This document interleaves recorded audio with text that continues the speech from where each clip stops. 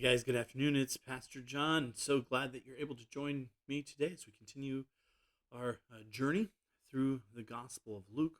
What a blessing this is to be able to do this together. If you recall, uh, in our last episode, if you recall, Zechariah had just began to sing, to really share poetry, excited about the birth of his son, John. And the poetry which he was singing was really remembering God's promises, was really looking back at God's covenant with his people, and really praising God for his faithfulness.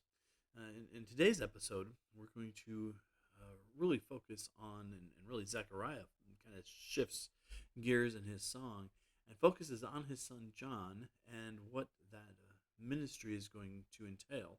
And in fact, we're going to see that in many ways, Zechariah's song forms a terrific introduction to the rest of the Gospel of Luke.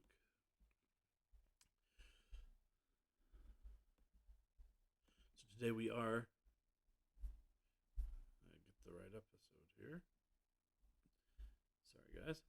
Today we are in episode 14 of Lunch with St. Luke, and we are again completing Zechariah's song today, and really talking about John the Baptist's mission.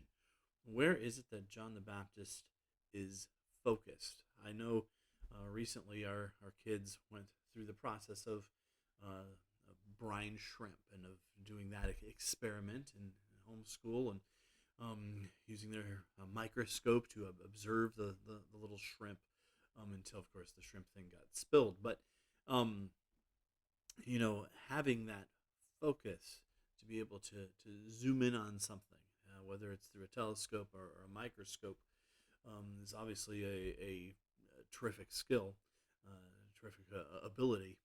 And we're going to discover that John's ministry is very focused, is really zoomed in on something.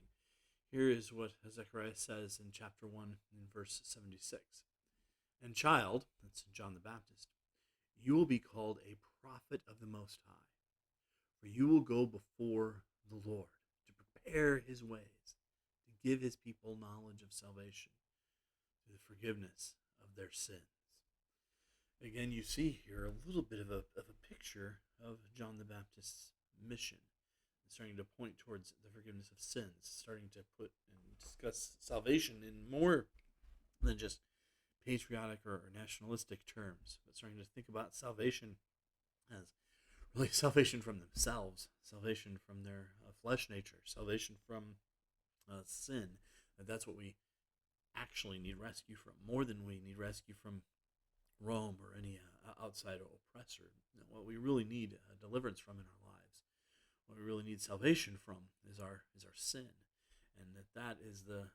It's interesting that even in Zechariah's prophecy here, that shift is going on, the shift from just kind of the Second Temple Judaism, really nationalistic hope for a Messiah who'd bring them political liberty, and really shifting towards the idea of a Messiah who's going to bring them actual salvation, freedom from sin, and that it was going to be John's role, his job, his focus, his mission was to prepare for this to happen, to prepare for the Lord, to really fulfill that prophecy out of Isaiah.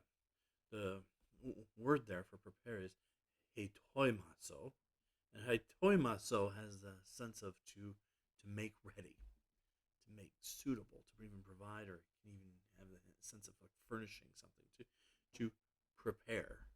And indeed, it was John's role to get ready and to get the people ready for the Messiah's arrival. Zechariah continues his beautiful poem and really concludes it this way: because of our God's merciful compassion, the dawn from on high will visit us, to shine on those who live in darkness and the shadow of death, to guide our feet to the way of peace.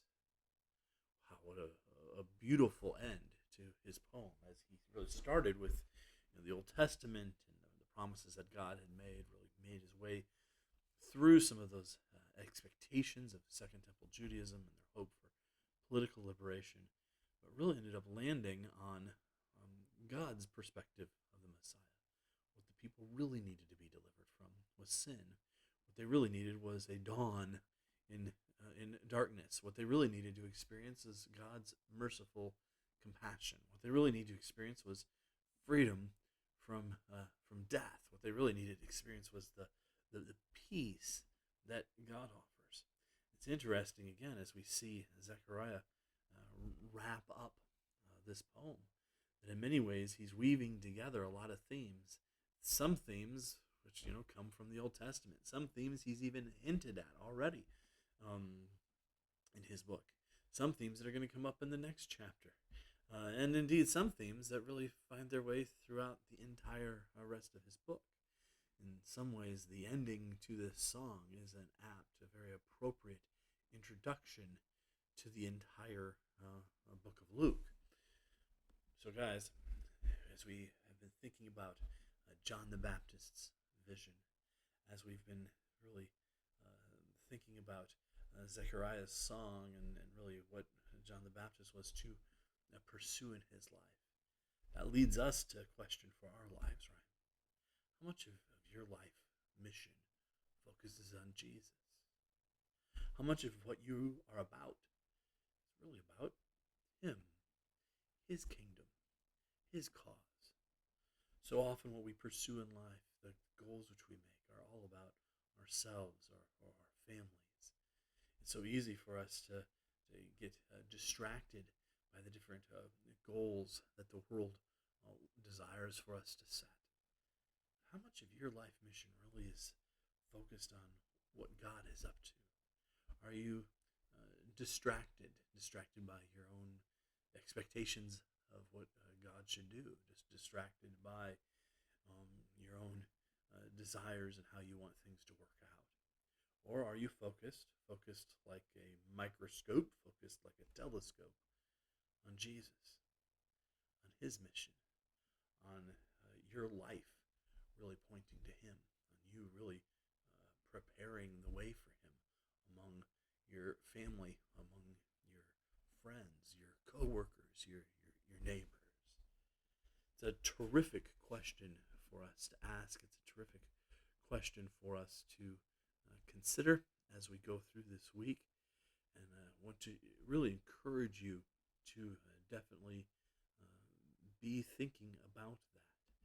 Be thinking about how much of your life is focused on Jesus and how you can more focus your life, like a laser focus or microscope focus. How can you focus your life, your purpose, your goals more on Jesus, on his life, on his purpose, on his goals? Well, for us to really be in our day and time similar in our mission, similar in our impact to John the Baptist, as we really look to really make ready, to really prepare the way for the Lord. Well, Lord Jesus bless you guys this week. I hope you have a wonderful rest of your day, and keep following Jesus.